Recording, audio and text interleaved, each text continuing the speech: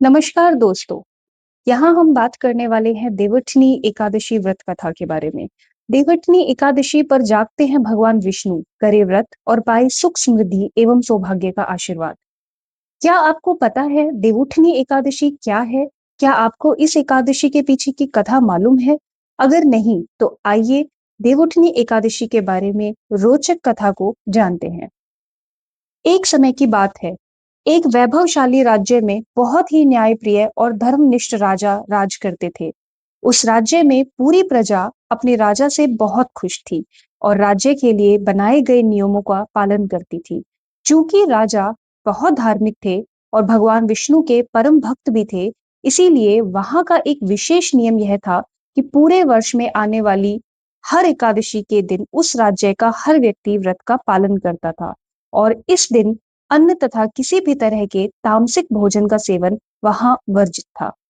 भगवान विष्णु राजा के पूजा और अनुष्ठानों से बहुत प्रसन्न थे। फिर भी उन्होंने एक बार राजा की परीक्षा लेने का मन बनाया। एक दिन राजा अपने रथ में बैठकर नगर भ्रमण के लिए निकले। तब उन्हें रास्ते में सड़क के किनारे एक बहुत ही सुंदर स्त्री बैठी दिखाई दी। वह स्त्री और कोई नहीं बल्कि भगवान विष्णु थे, जो राजा की परीक्षा लेने के लिए वहां स्त्री रूप में बैठे थे। राजा ने अपने रथ को रुकवाया और उस स्त्री के पास गए। इतनी सुंदर स्त्री को देखकर राजा उस पर मोहित हो गए और उनसे अपने महल में एक रानी के रूप में चलने का निवेदन किया। स्त्री ने कहा कि मैं आपके साथ महल में आपकी रानी बनकर चलने के लिए तैयार हूँ, लेकिन आपको मेरी हर बात का पालन करना होगा। साथ ही मेरे द्वारा बनाए गए भोजन का सेवन करना होगा। राजा उनकी बात पर सहमत हो गए और नई रानी को महल ले आए। अगले दिन देवोत्थान एकादशी की तिथि थी।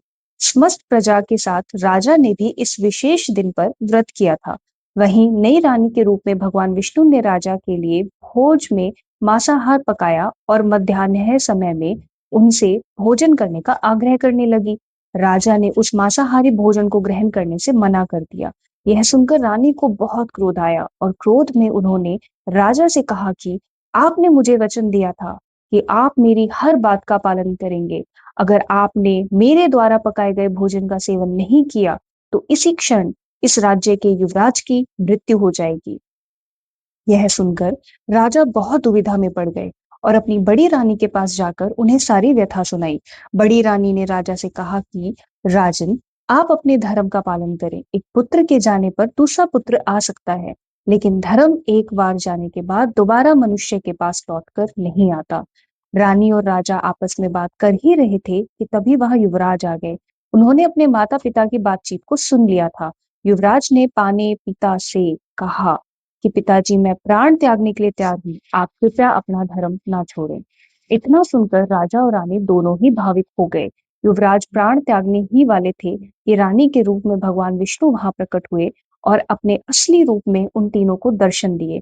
भगवान विष्णु ने कहा कि हे राजन, मैं तुम्हारी धर्मपारण्यता से बहुत प्रसन्न हूँ।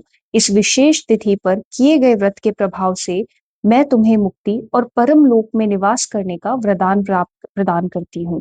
भगवान विष्णु के दिए वरदान के प्रभाव से राजा ने शीघ्र ही युवराज का राज तिलक किया और उसे राज्य की बागडोर सौंपने के बाद एक विमान में बैठकर परम लोक में निवास करने के लिए चले गए।